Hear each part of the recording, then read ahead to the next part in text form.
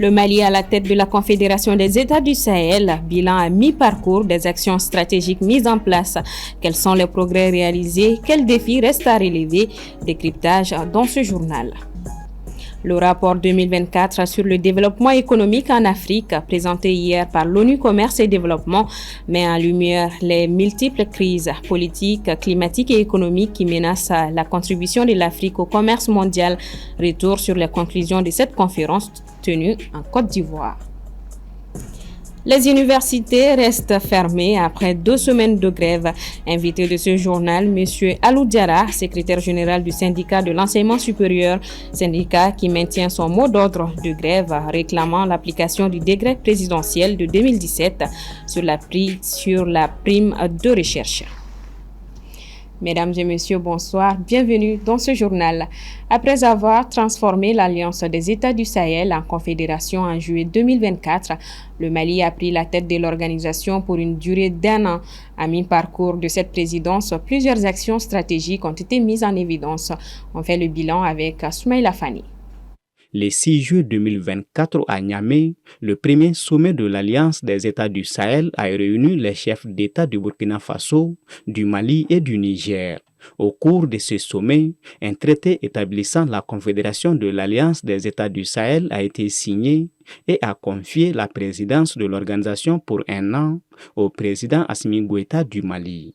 6 mois après, quelles actions ont été mises en œuvre? Sur le plan sécuritaire qu'on peut de façon concrète évaluer cette présidence, parce que les 3 pays, du fait de la création de la Confédération, sont arrivés à un alignement stratégique qui a permis des opérations conjointes avec un commandement plus ou moins cohérent, ce qui n'était pas le cas des tentatives précédentes, à l'exemple de la force conjointe du G5, et même la collaboration bilatérale avec des forces armées étrangères. Donc, ce qu'on peut dire sur le plan sécuritaire, c'est que véritablement, les États sont parvenus à cet alignement stratégique sur le plan sécuritaire. Les opérations conjointes en témoignent. Il y a aussi quelques campagnes militaires qui ont eu beaucoup de résultats positifs. Donc, sur le plan sécuritaire, véritablement, la Confédération, donc indirectement la présidence malienne, a marqué cette période-là. Au-delà de l'aspect sécuritaire où une lutte active a été menée contre le terrorisme, selon Dakono, il y reste beaucoup à faire dans le domaine du développement et de la diplomatie. Sur le plan du développement, je pense qu'il est important pour les États en question, et principalement le Mali qui assure la présidence, de tirer les leçons des échecs du G5 Sahel. Le G5 Sahel, on se rappelle, avait également des projets de développement très ambitieux, une autoroute et un chemin de fer qui quittait N'Djamena pour Nouakchott en passant par Niamey, Ouaga, Bamako, et également d'autres projets d'infrastructure. Et je pense que c'est ce projet qui avait été trop ambitieux n'a pas eu les financements escomptés. Je parle par exemple du programme d'investissement prioritaire du G5 à l'époque. Maintenant, sur le dernier volet qui est la diplomatie, là encore, la diplomatie peut-être à l'intérieur de la Confédération a fonctionné. On a vu toutes les réunions tripartites qui ont été organisées, que ce soit dans le cadre de l'harmonisation des passeports, l'harmonisation des visas, les questions culturelles qui ont été discutées de part et d'autre. Donc à l'intérieur, peut-être que cette diplomatie a fonctionné, mais au-delà de la Confédération, il y a eu très peu d'impact et très peu même d'initiatives. Comme perspective, plusieurs initiatives sont prévues, notamment la création d'une force unifiée, le lancement d'une banque pour l'investissement et le développement, mais aussi le lancement d'une télévision et d'une radio AES. Le rapport 2024 sur le développement économique en Afrique a été présenté hier lundi 10 février par l'ONU Commerce et Développement lors d'une conférence. Il a été signalé que les économies africaines sont exposées à de multiples crises qui peuvent être politiques, climatiques et plus susceptibles de perturber la contribution du continent au commerce mondial. La dite conférence s'est tenue en Côte d'Ivoire. Assetoumani Koulibaly. L'Afrique est confrontée à de graves défis, qu'il s'agisse de la volatilité des marchés mondiaux, du coût élevé de la dette ou des déficits d'infrastructures.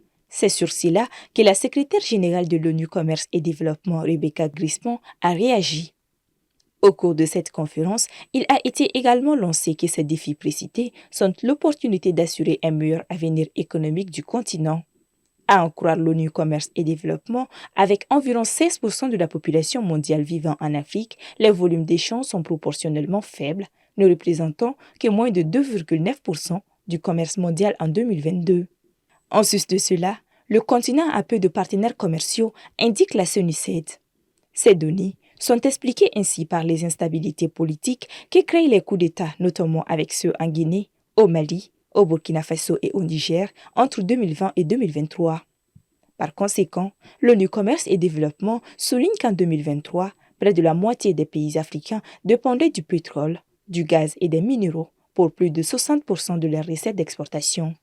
Pour M. Souleymane Diarra Souba, ministre ivoirien du Commerce, il est impératif de définir les stratégies en vue de mieux renforcer la résilience de l'Afrique face aux crises, tout en créant de nouvelles opportunités économiques. Donc, pour nous, en fait, pour faire face à tous ces effets négatifs de ce qui est appelé désormais les polycrises sur le commerce et l'investissement, donc il importe de développer des stratégies spécifiques, de renforcer des mécanismes de gestion des crises et de multiplier des partenariats internationaux dans un monde qui est plus turbulent, qui est complexe, mais c'est d'avoir en fait cette agilité-là pour pouvoir avoir des partenariats pour que le commerce international, en tout cas, puisse être une réalité. Donc, ce rapport nous appelle en effet à continuer à s'unir, à diversifier notre économie, à mettre en œuvre de façon concrète l'opérationnalisation de la zone de libre-échange continentale africaine pour s'intégrer davantage dans l'économie mondiale. L'agence onusienne encourage ainsi la diversification économique ainsi que le développement du commerce entre les pays africains. Selon elle, avec de bonnes politiques, l'Afrique peut renforcer sa résilience économique, réduire sa dépendance vis-à-vis des marchés extérieurs et stimuler une croissance inclusive. La transformation des vulnérabilités en opportunités durables grâce à des réformes audacieuses, la collaboration régionale et aux investissements stratégiques sont plus qu'impératives. La rentrée littéraire 17e édition se tiendra du 18 au 22 février prochain à Bamako. Les organisateurs étaient devant la presse ce mardi matin.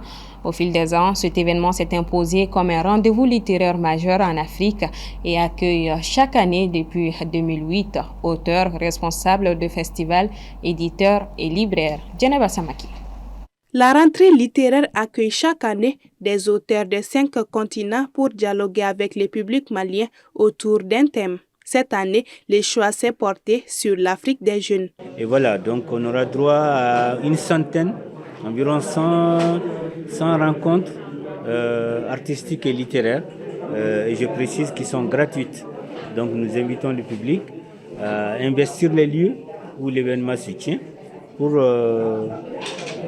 dialoguer, discuter, écouter les échanges autour de différentes thématiques qui vont aborder la question des jeunes, en fait les enjeux et les défis liés à la jeunesse africaine. Ce genre d'initiative est très important pour soutenir le goût de la lecture, pour soutenir aussi les auteurs qui ont envie de créer. Donc c'était important d'aider à soutenir cette ambition.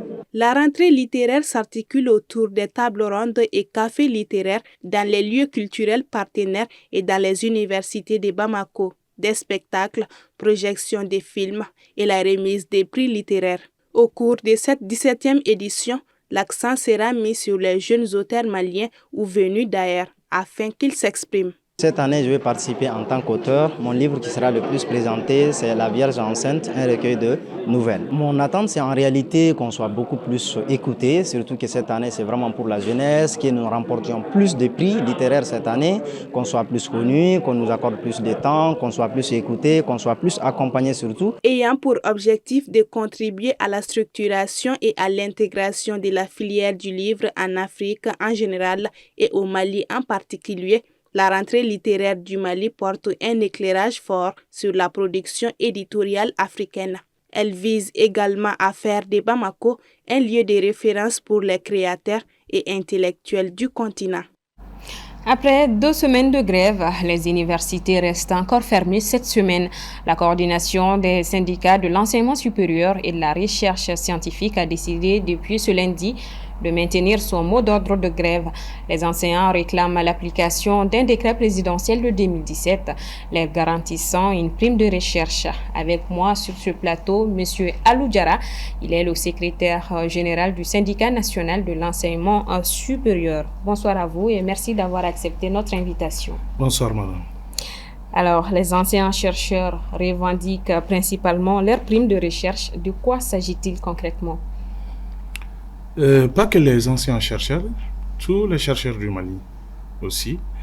Vous avez le statut de 2017 qui régit les anciens chercheurs, donc donne une prime de recherche.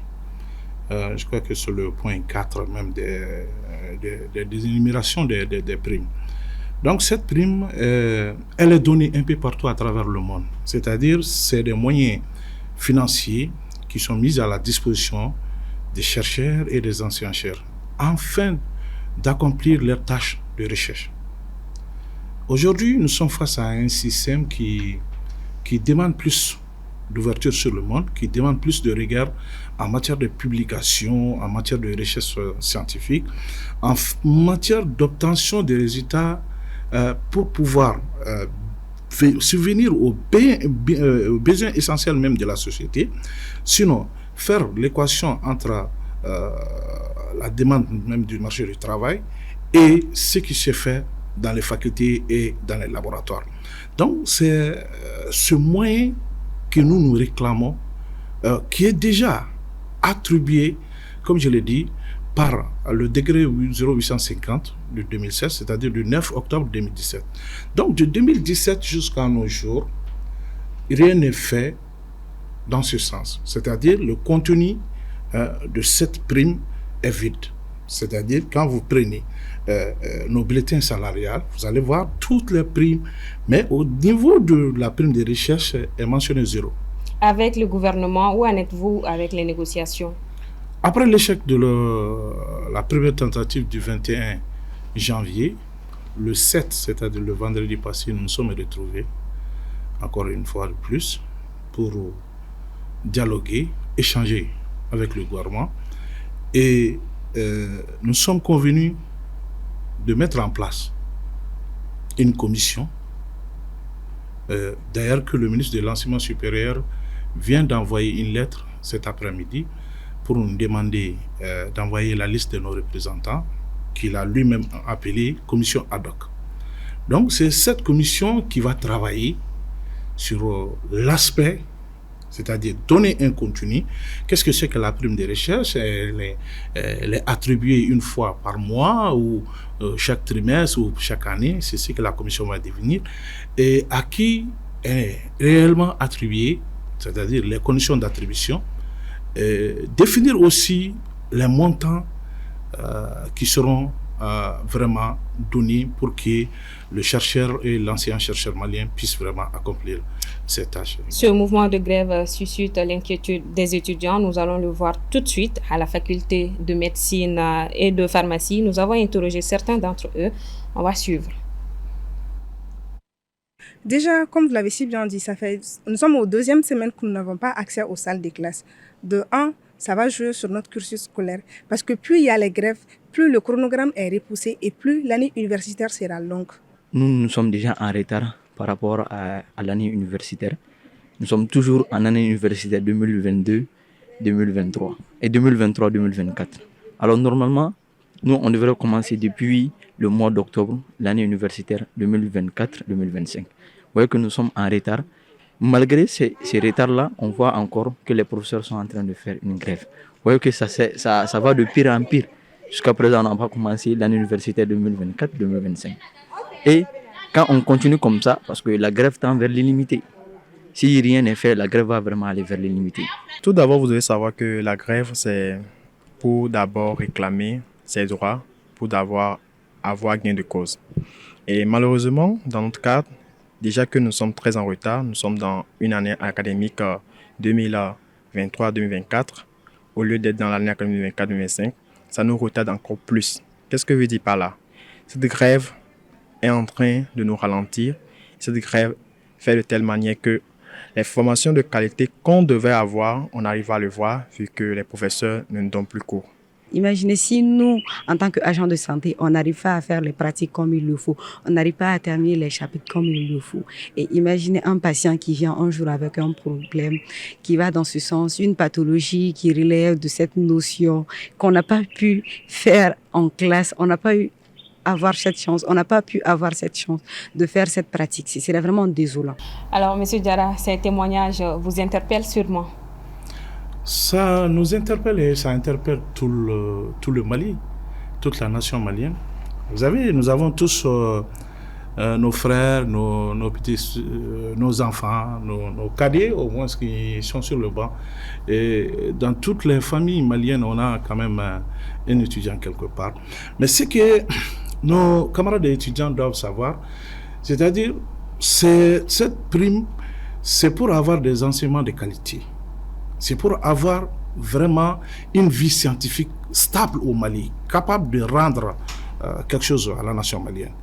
Un enseignant qui a un embryon de cours qui date des années 70 et qui continue à donner les mêmes cours, le même contenu pendant ces années, ça ne veut rien dire.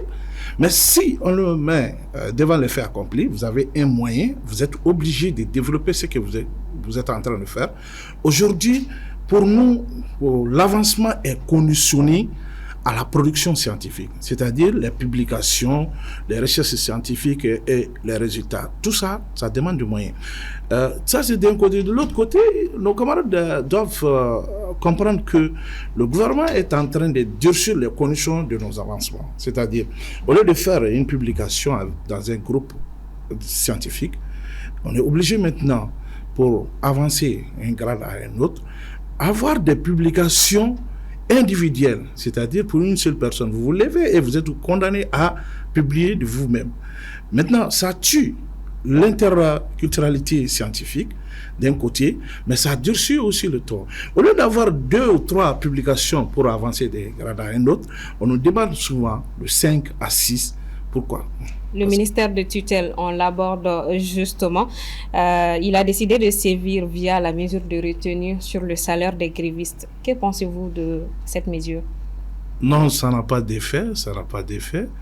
Je pense bien que tous les camarades se sont préparés par conséquence. La grève est un droit, tout comme les retenues de salaire est un droit. Alors, quelles sont les conditions minimales pour que le syndicat accepte de suspendre le mouvement?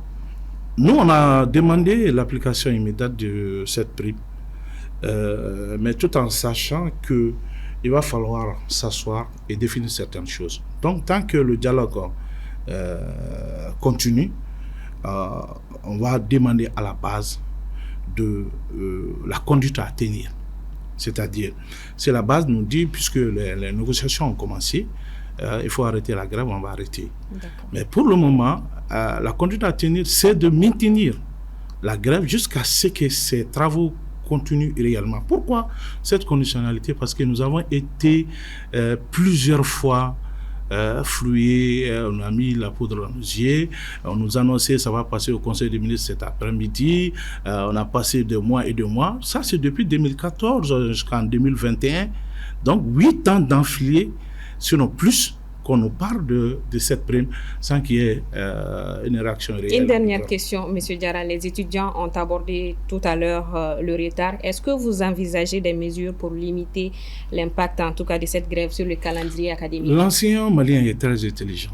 Le chercheur malien est très intelligent. C'est-à-dire, nous nous sacrifions chaque fois pour que nous puissions vraiment mener notre mission régalienne, c'est-à-dire travailler tant qu'on pourra le faire.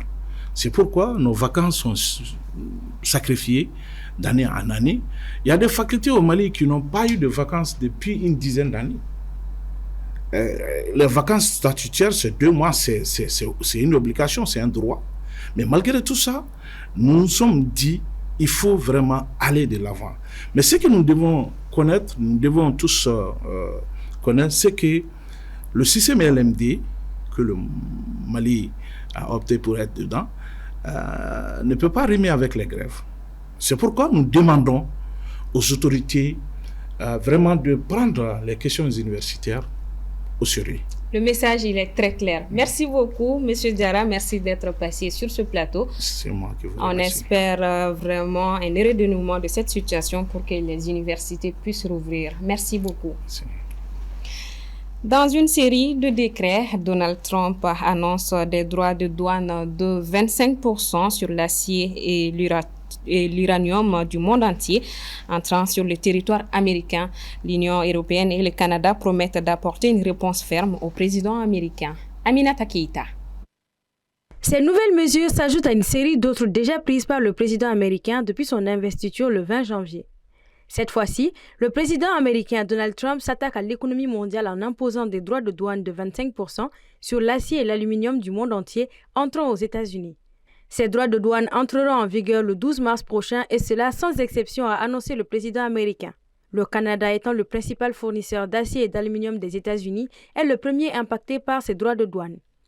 We will stand up for Canadian workers, we will stand up for Canadian industries, and more Canadians will stand up for each other. This is a moment of pride, this is a moment of pulling together, this is a moment for Canada to be solid in our identity, in our sovereignty, and in our presence for our friends and neighbors. Ce matin, l'Union européenne et le Canada ont promis une réponse ferme et proportionnée si ces taxes douanières venaient effectivement à être appliquées. Here we will always protect our interests from unjustified measures in line with our values. And this time has come, and we are currently assessing the scope of the measures announced overnight and will be responding in firm and a proportionate way by countermeasures. Pour beaucoup d'analystes, Donald Trump lance une guerre commerciale dans le monde car de manière désormais concrète, il s'agit du principal levier de sa politique économique contre ses partenaires commerciaux. Il s'agit également, selon les experts, d'une promesse de campagne de Donald Trump qui s'est fait élire fin 2024 en promettant aux Américains un nouvel âge d'or et affirmant réduire le déficit commercial américain.